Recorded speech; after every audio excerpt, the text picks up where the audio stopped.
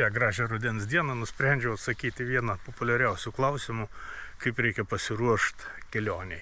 Tiksliau ne kaip pasiruošti, bet kaip aš pats ruošiuos. Važinėju jau daugybę metų, paprastai važinėju vienas ir niekad nereikėjo dar skambinti iki šiol gėdos telefonu 4x4 SOS ar kažkuo tai panašaus. Visą laiką sugebu arba neįvažiuoti tokias vietas, kad bėdų būtų, arba tiesiog iš jų savom jėgom išvažiuoti. Tai va šiandien trumpai papasakosiu, ką aš vežiojuos, parodysiu, ką aš turiu bagažiniai ir manau, kad ir jūs savo kelionėse turbūt 95% tikslų pasieksit su tokia įranga, kokia aš vežiojuos. Ir, nebent jūs esat užkietėjęs tepalinės sliekas ir jums reikia balų kažkokių tai, kur iki kaklų įlysti purvus ir ieškoti galimybių.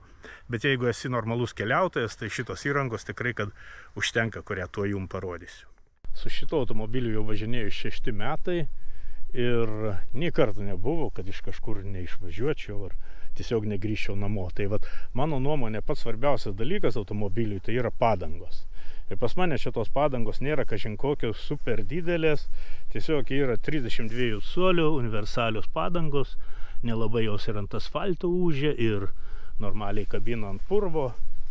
Ir patikėkit, kad man jų pilnai mano kelionėse užtenka. Visi maršrutai, kurie yra sudaryti Safari LT, visi su šitais ratais, su šito automobiliu ir be jokios pašalinės pagalbos. Tai, kaip minėjau, pagrindinis dalykas, ką reikia automobiliui, nuo ko pradėti reikėtų, tai yra padangos. Turint geras padangas, tai praktiškai pravažiuosit visus maršrutus, kurie yra skirti standartiniams visureigiams. Aš dar turiu čia tokį dalyką, tai yra gervė, kuris nėra būtinas. Bet jeigu norit keliauti tuo maršrutu, kuris yra skirtas su gerve, tai jau tokį dalyką derėtų turėti. Po to aš parodysiu dar vieną gervės alternatyvą pačioj pabaigoje.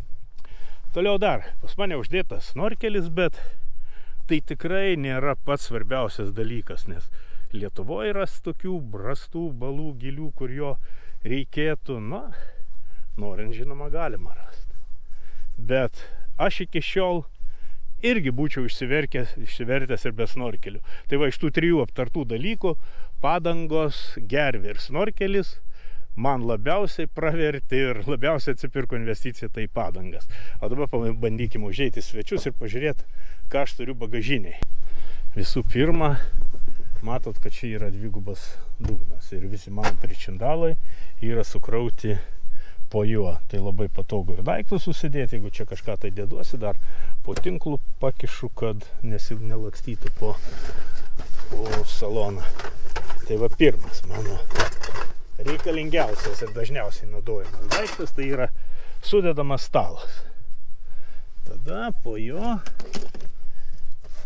sudedama kėdė. Aš tokia tvarka ir susidėjęs daiktus, kad tie, kas labiausiai reikalingi, tai tie ir guli arčiausiai. Tai va, iš tokių reikalingiausių daiktų yra dar 2. Tai yra pjūklas. Šiandien jau jį matėt dirbantį. Nežinau, kaip montuosis, gal matysit, bet tai yra Samurai japoniškas pjūklas. Vienas iš 2 geriausių, Samurai ir Silky Way. 2 geriausi pjūklai. Šitą pjūklą man Samurai klubas padovanojo. Ačiū jiems. Ir mačetė. Tai va, šitie dalykai yra mano ir arčiausiai po ranka ir labiausiai reikalingi. Dar aš čia turiu guminius batus, pirktus Latvijoje. Vieną kartą naudojau po rasą vaikščiot, po aukštą žolę ir viskas. Žiūrim toliau. Vežiojusi tokį brezentuką. Maža ką. Gal prireiks pasiremontuoti, kažką palys po mašiną, kad negulėt purvynę, tai pasitiesiu. Iki šiol neprireikė jo. Toliau turiu kibirą sudedamą. Kartais reikia langus apsiplaut, vandens pasisemt ar dar kam. Toliau turiu tokį stropą. Šiandien jau jį matėt, jei nematėt, tai dar pamatysit, kaip jisai veikia. Jo privalumas tas ir kuo jisai skiriasi nuo tos virvės kinetinės, tai, kad jisai nesitampo. Ir jeigu, pavyzdžiui, yra ribota erdvė, kažką reikia patraukti, tai šitą geriau naudoti negu kinetinė virvė, kuri išsitempia, ko gero, bene 30%. Ir, jeigu nėra vietos, tiesiog gali su ją ir neištraukti, ką nori. Toliau labai pačiam gale užkištas daiktas, kurio 6 metai važinėdamas dar nei karto nepanaudojau. Tai yra kastuvas. Ir atkreipkite dėmesį, kad mano kastuvas yra tiksliai pagal mano bagažinės ilgį. Nes jeigu jisai būtų ilgesnis, kai būna standartinis, tai tada jis netilptų taip kompaktiškai. O jeigu būtų trumpesnis, tai būtų kaip ir žaislinis. Tai vat aš jį tokį pasidariau, kad nebūtų ir žaislinis, ir kad normaliai kastų. Važiuojam toliau, nes visi pagrindiniai pričendalai, tai vat yra ten, pirmam aukšte. Pradėsim nuo kinetinės virvės. 6 metai, turiu galvoj, 6 metai su šito automobiliu vežiojus ją ir jinai dar nei karto nenaudota, švari. O jinai šitam futliare tokiam, vien dėl to, kad jeigu ją kažkur į purvynus įkiši, paskui nesinorės jos purvinos dėti bagažinę.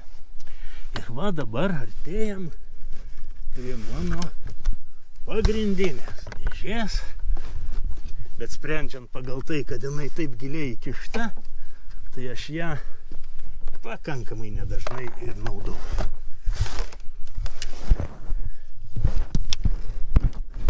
Va. Štai čia yra mano pagrindinė įrankių dėžė. Čia turiu tokį lietpaltį, mažą ką lietus lis, kad nesušlap. Kirvį turiu.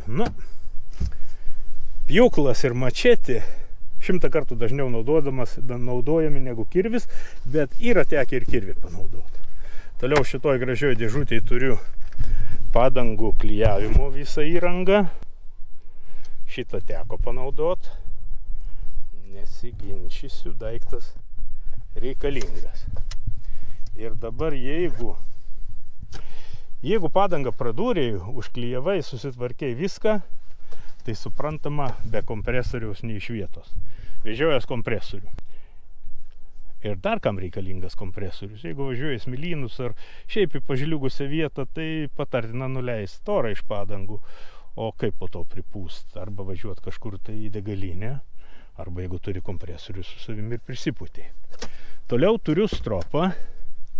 Stropas yra reikalingas, kada traukiasi su gerve, kad apkabint medį ir kad, nesužalotų medžių. Ką čia dar turiu? Avarinis ženklas, kuris jau irgi 6 metai pas mane guli mašinų ir nenaudojamas, ir ačiū Dievui.